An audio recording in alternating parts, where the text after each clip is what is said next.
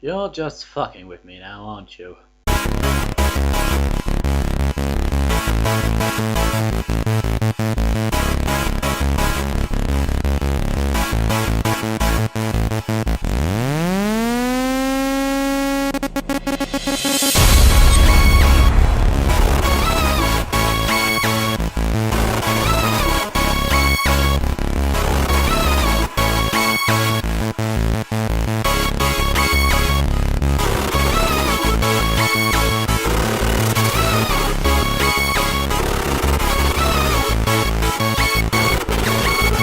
Hello YouTube, I'm Darkest101 and welcome to another cock-teased episode of Hellsing Ultimate. The 5th installment to the Hellsing OVA. So far we've dealt with rapists, vampires, bayonet priests, psychopathic siblings, Brazilian terrorists and magic bullets. This time we deal with something far worse. The worst thing ever to strike an anime. Padding. So get ready to sit through about another 45 minutes of absolute tediousness. Hellsing Ultimate Episode 5. The episode begins with perhaps the most what the fuck moment of all what the fuck moments in Hellsing. Alucard, still on the Eagle, has a dream about the spirit of his gun, the Jackal, who wishes to be referred to as Jackal Willis. We then go through some Bruce Willis references along with what I think are a whole bunch of other famous movie quotes before the episode really begins. As always, Alucard says it best. That makes no sense. The Major and company arrive over London, and whilst bombs and vampires are deployed across the city, the Major sends Zorin Blitz to destroy Hellsing HQ. In the meantime, a group of Millennium soldiers manage to breach the war room with Sir Integra and Sir Penwood. However, they forget one certain detail. A very good day indeed, considering I've just captured the great Sir Integra. What's so funny? Walter, clean up.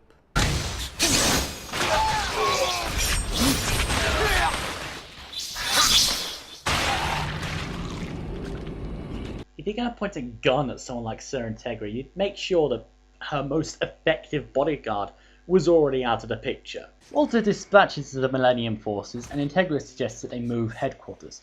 Sir Penwood, however, disagrees, and opts to stay behind to reassert some chain of command with resistance against Millennium, and also fulfill the duties expected of him and his title. Sir Integra leaves him with a gun and anti-vampire ammunition, and sets off with Walter in the car, as Millennium lays waste to London. As Integra and Walter pick their way through the streets, Sir Penwood delivers a final message from his now compromised and abandoned post, before blowing it and several Millennium soldiers sky high. Walter, however, leaves Integra as the captain, a Millennium soldier, appears before the two. Abandoning Walter, Integra is pursued by Millennium until she's forced to crash and stands against them alone. Or perhaps not so alone. Die!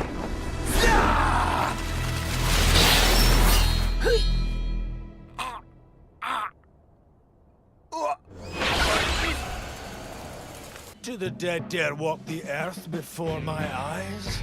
Will the undead raise an army, fall in and advance? Would those who had abandoned God and embraced the heretical order dare presume to meet my gaze? You will be cut down like straw, trembling before my wrath. Speak up, you men of God. Tell us all who you are. We are the soldiers of Iscariot! Well then, Iscariot, I ask you, what do you hold in your right hand? Daggers and poison! Well then, my soldiers of Iscariot, I ask you, what do you hold in your left hand? 30 pieces of silver and a strong rope! Now! Show them who you are, my soldiers of Iscariot! We are apostles, yet not apostles! We are believers, yet not believers! We are disciples, yet not disciples! We are heretics, yet not heretics! We are soldiers in the service of death, who bow our heads in reverence to our Lord, and whose prayers are found in the withered bodies of our enemies! This kicks so much ass you do not believe.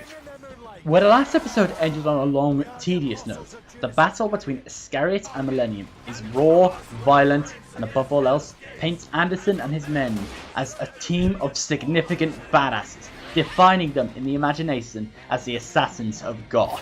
In nomine Patri et Filii et Spiritus Sanctus. Yes, I know the Lord's Prayer in Latin. It gets the smart chicks, okay?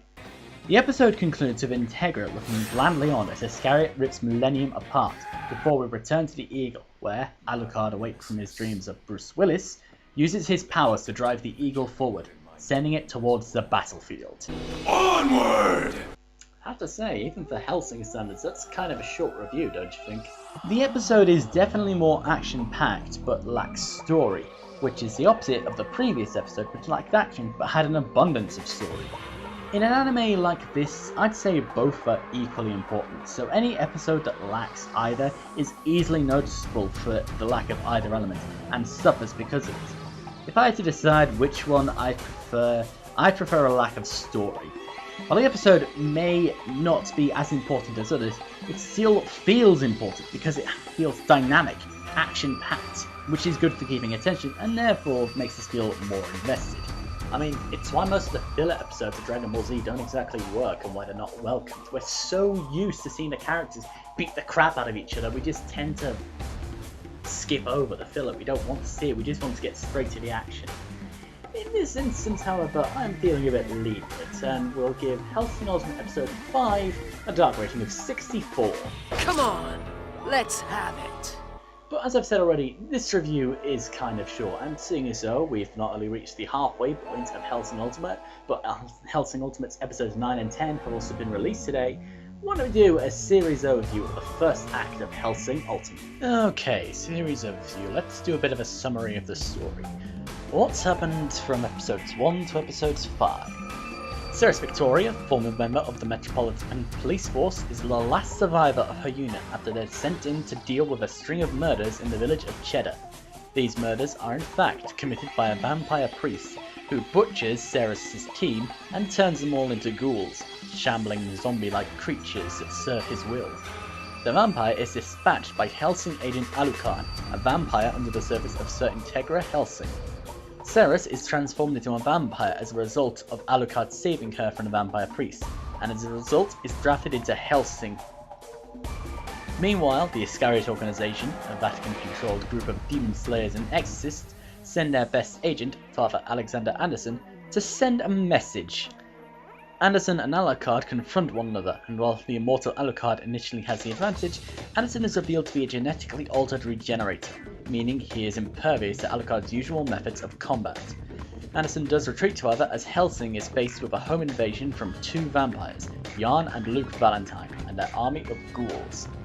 The attack leaves most of Hellsing decimated, but Alucard, Ceres, and the Hellsing family butler, Walter, defend the manor.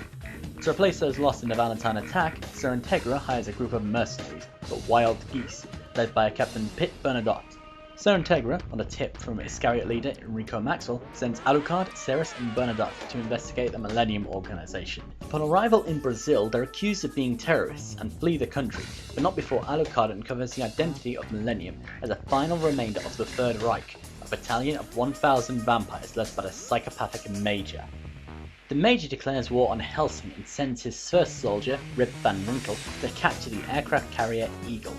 Alucard, hot on her heels, is sent to kill her, but ends up stranded on the ship as a result, as the Major begins his attack on London, sending Zorin Blitz to attack the Hellsing mansion and the Captain to kill Walter, leading up to where we stand.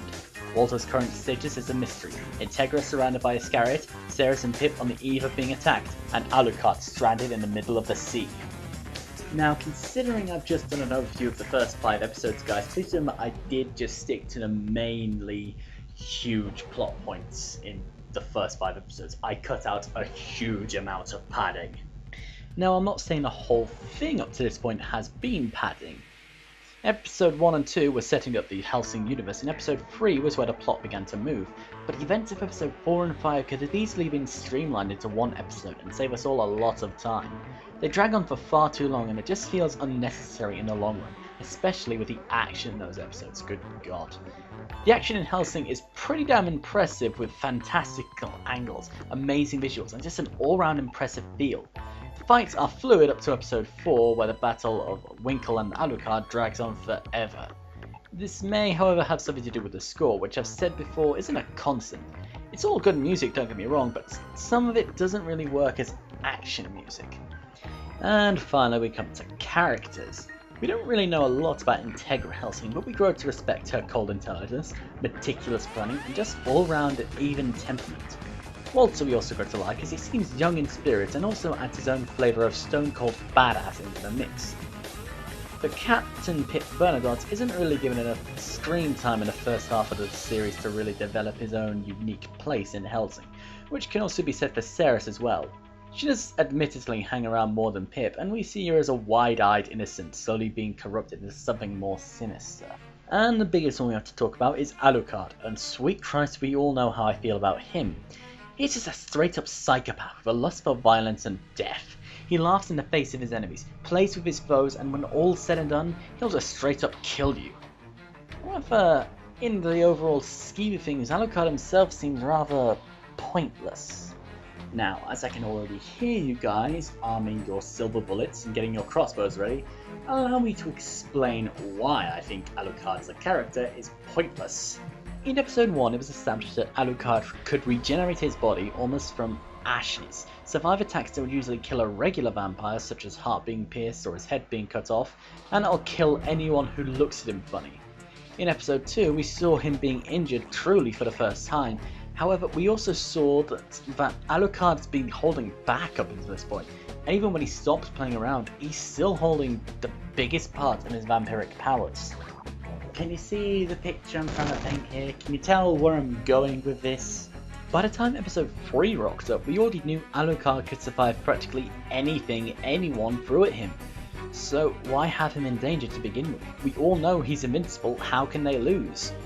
Which is the reason I think Kota Hirano stranded Alucard on the Eagle for the episode 5, and hints he won't be prevalent in episode 6.